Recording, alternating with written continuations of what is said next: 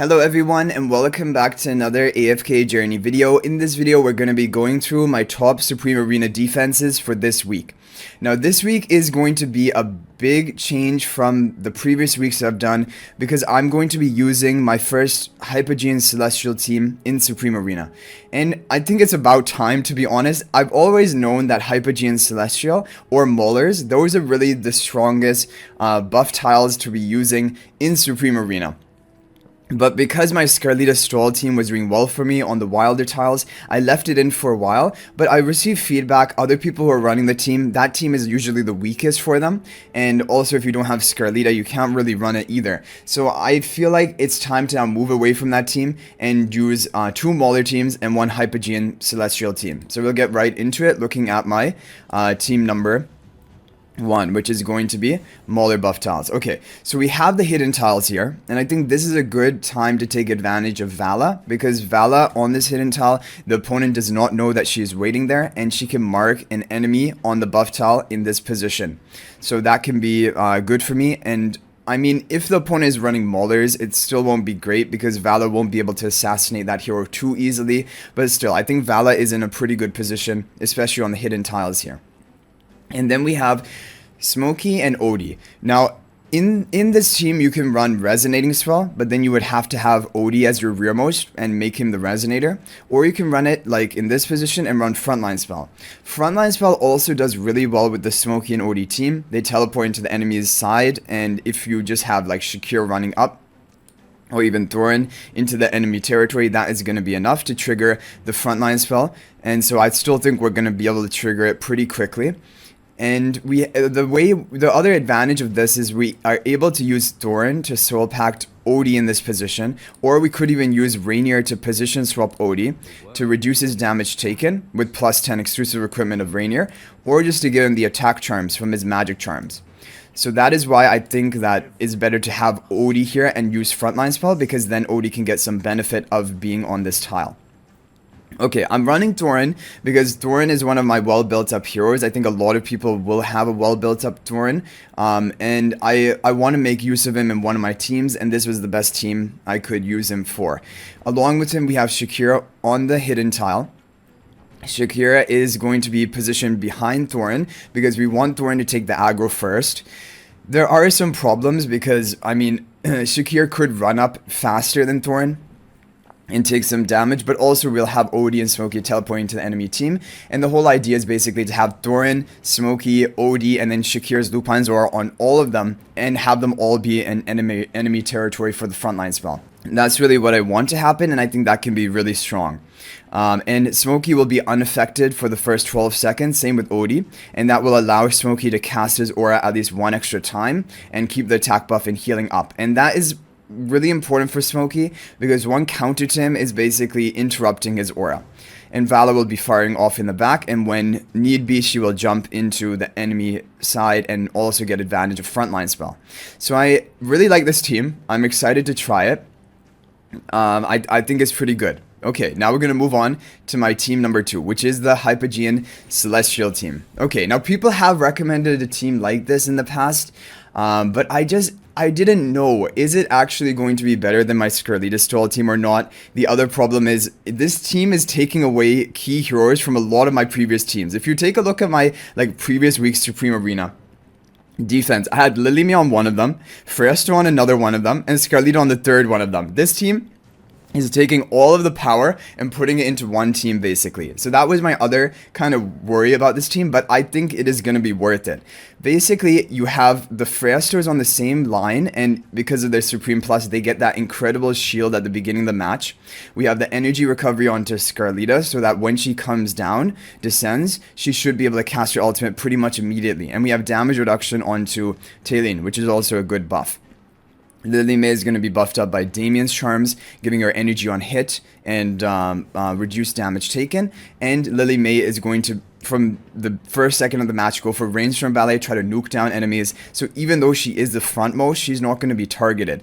And then we have a really good artifact here, Verdant Swell, that will increase basically penetration of Lily May, so she hits harder. It will give the Faster and Illusion damage reduction, which is really valuable. It will give Talene energy, recovery, efficiency, and it will give Damien haste. So overall, I'm actually really excited to try this team. Now, it is a team you can run, even with like Supreme on these heroes. Like, my Talene is Supreme, my Faster is Supreme Plus, and Scarlita is Paragon 2. But Scarlita would work as Supreme Plus as well.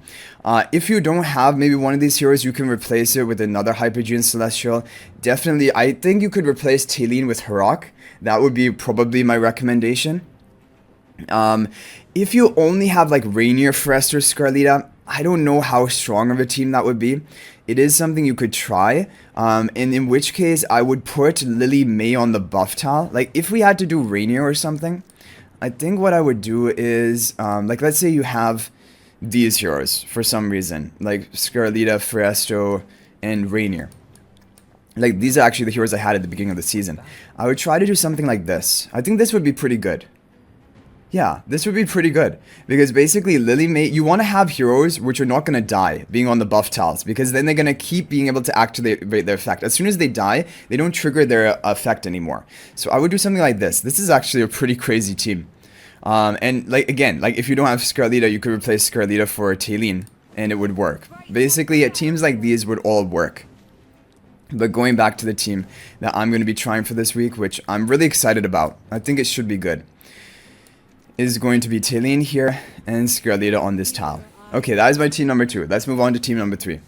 So team number 3 is the Waves of Intrigue season Supreme Arena defense. We have Sonya, we have Tassi.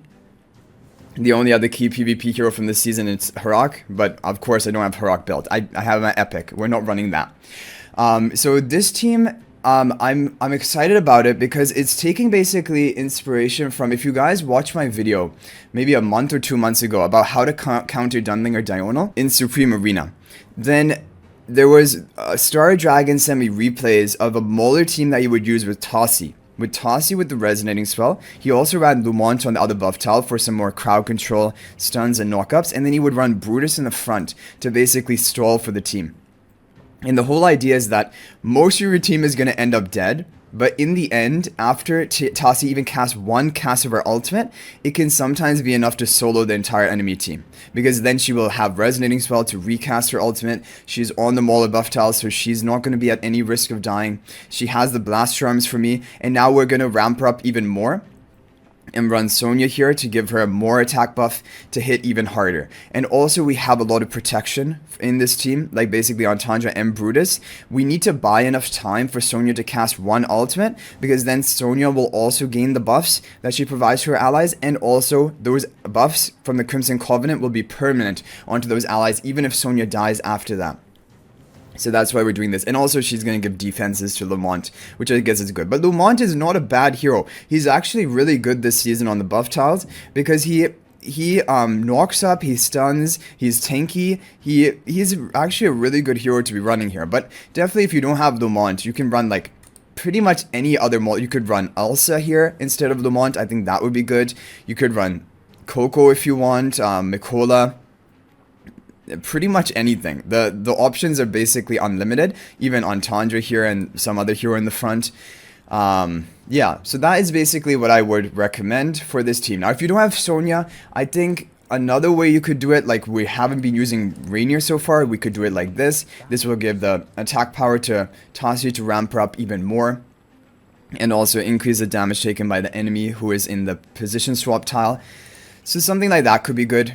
Apart from that, I mean, you could even go for Iron to try and have in the hidden tiles to try and sneakily crowd control the enemies to buy more time for your team, but I don't think that is the greatest. You could even go for Rowan to try and give the boost of energy to Tassi and potions to survive in the front. So basically those are the different team options I would recommend for this week.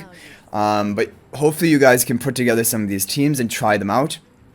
As always, if you want to run some of the previous teams that I've showed, you can take a look at those previous videos or keep running those teams. But like for example, if you want to do the Thorin Scarlita Stall team, the team is basically Thorin. It would be Thorin where Faster is, basically Thorin here, and then you would have Haywin behind him, and then you would have Damien here, Scarlita here, Florabelle on this tile, Hayward on this tile, Thorin on this tile, something like that. And you can go for Verdant Spell or you can go for Tide Call Spell. Both of them kind of do well. But anyway guys, that is going to be it for this video. Hopefully this is helpful and good luck in Supreme Arena this week. But basically, try to make use of Mauler buff tiles and also Hypogean Celestial buff tiles, because these are incredibly strong in this season. And though they're going to give you the best results, assuming you have the same level of investment onto your heroes. So that's going to be it for this video, guys. I'll hopefully see you guys in the next one. And until then, everyone, peace out for now, and thank you for watching.